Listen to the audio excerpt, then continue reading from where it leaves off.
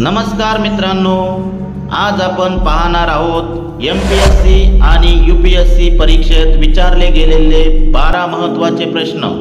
शेवटी तुमच्यासाठी एक चॅलेंज प्रश्न आहे, बघूया किती जण बरोबर उत्तर देतात। प्रश्न क्रमांक 1, संत्र्यामध्ये कोणता जीवनसत्व सर्वाधिक प्रमाणात असतो? A vitamin A, B vitamin C, C vitamin D, D vitamin B12।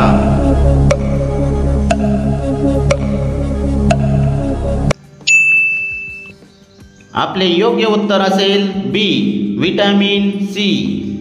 प्रश्न क्रमांक 2, केळी कोणत्या खनिजाने समृद्ध असतात? ए पोटॅशियम, बी लोह, सी कॅल्शियम, डी मॅग्नेशियम।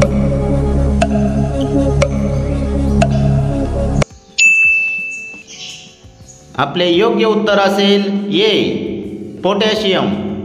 प्रश्न क्रमांक 3, डाळिंब रक्ताच्या कोणत्या घटकासाठी उपयुक्त आहे? ए हिमोग्लोबिन, बी पांढऱ्या पेशी, सी प्लेटलेट्स, डी एन्झाईम।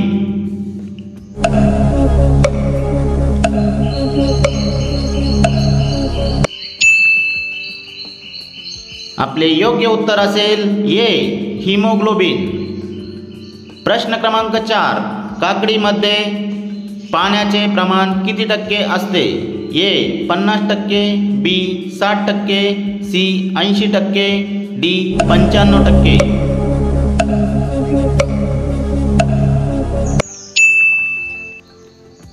आपले योग्य उत्तर असेल डी 95%। प्रश्न क्रमांक 5, सफरचंदात कोणता अँटीऑक्सिडंट जास्त असतो? A quercetin, B lycopene, C beta carotene, D लोह।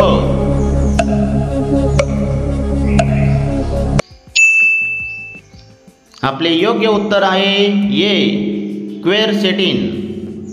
प्रश्न क्रमांक 6, पालक भाजीमध्ये कोणते खनिज मुबलक असते?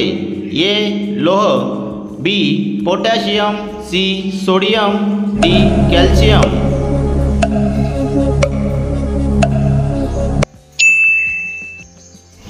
आपले योग्य उत्तर असेल ए लोह। प्रश्न क्रमांक 7, द्राक्षे कोणत्या जीवनसत्वाने समृद्ध असतात? A vitamin K, B vitamin D, C vitamin B12, D vitamin E.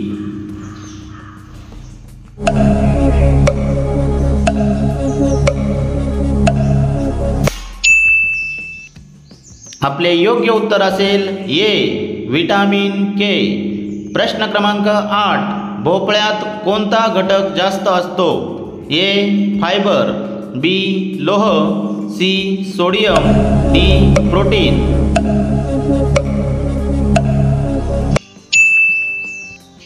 आपले योग्य उत्तर असेल ए फायबर।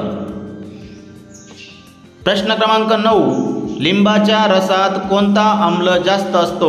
ए citric acid, B lactic acid, C tartaric acid, D malic acid.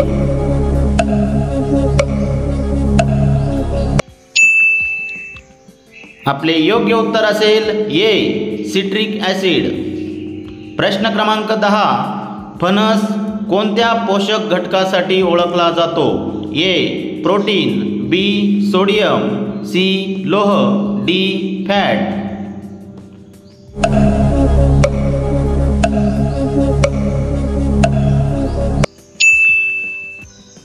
आपले योग्य उत्तर असेल ए प्रोटीन। प्रश्न क्रमांक 11, भेंडीमध्ये कोणता पोषक घटक जास्त असतो? ए फायबर, बी लोह, C sodium, D vitamin D.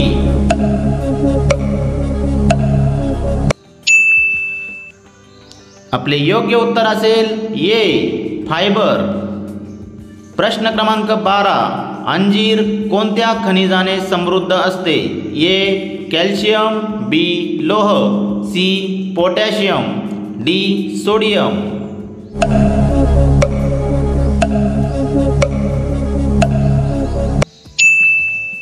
आपले योग्य उत्तर असेल ए कॅल्शियम।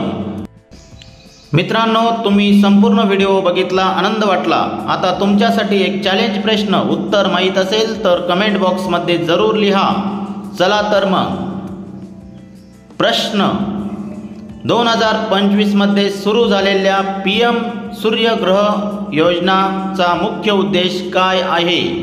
उत्तर आपल्याला जर माहीत असेल तर कमेंट बॉक्समध्ये जरूर लिहा। असेच नवनवीन व्हिडिओ बघण्यासाठी आमच्या चॅनलला सबस्क्राईब करा। धन्यवाद।